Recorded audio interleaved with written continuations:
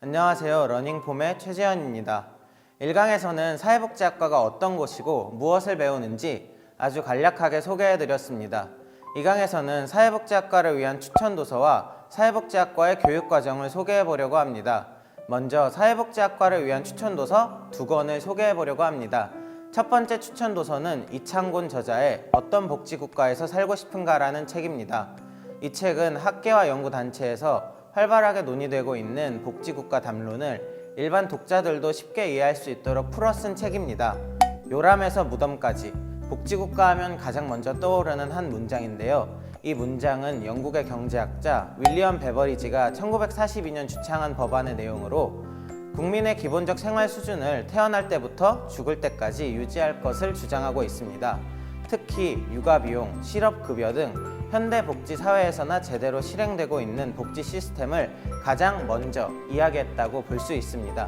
이 책은 이처럼 복지의 시작점에서부터 인공지능의 발달로 직업사회에 큰 변화가 나타날 미래의 복지사회까지 다루고 있어 복지국가에 관한 학생들의 폭넓은 이해를 도와줄 것이라고 확신합니다.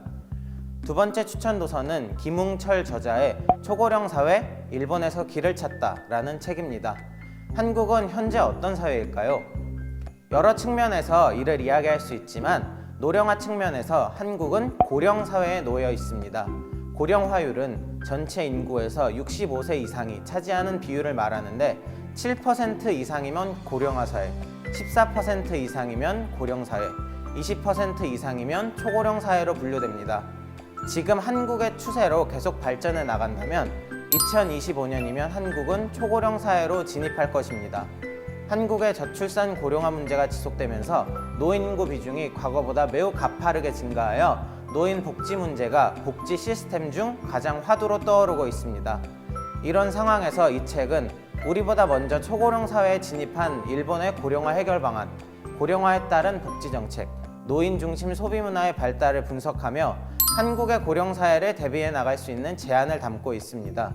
이 책을 통해 여러분은 노인 복지의 시작점인 고령 인구의 특성을 정확히 알 수 있을 거예요. 이 두 권의 책을 통해 복지라는 개념의 정확한 이해와 현재 한국의 정확한 사회 문제를 깨닫고 복지 문제에 대해 깊이 있게 고민한다면 여러분이 더욱 성장할 수 있을 거라고 생각합니다.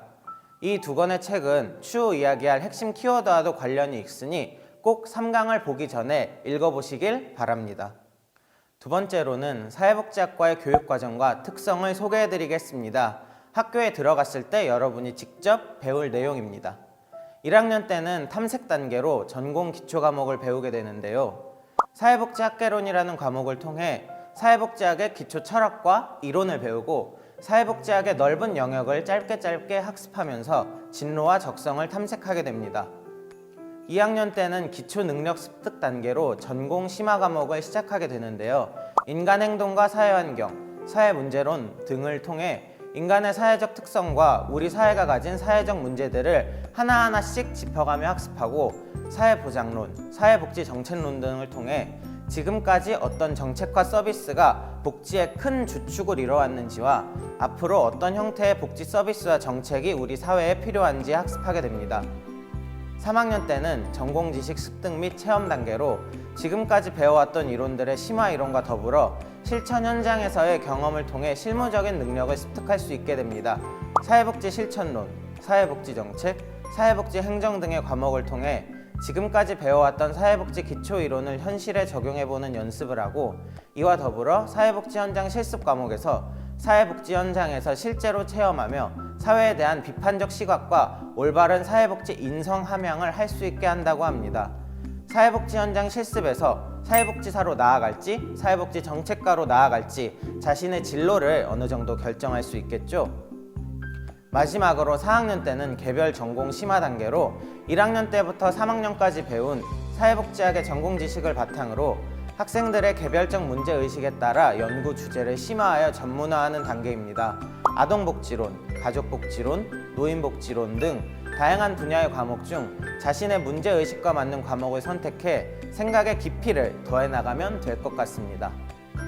2강에서는 사회복지학과 추천도서와 사회복지학과의 전공과정을 알아봤는데요. 어떠셨나요?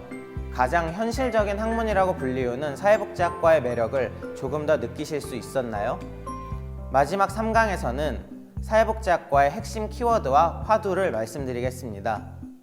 미래의 사회복지 인재 여러분, 다음 강의에서 만나요. 안녕!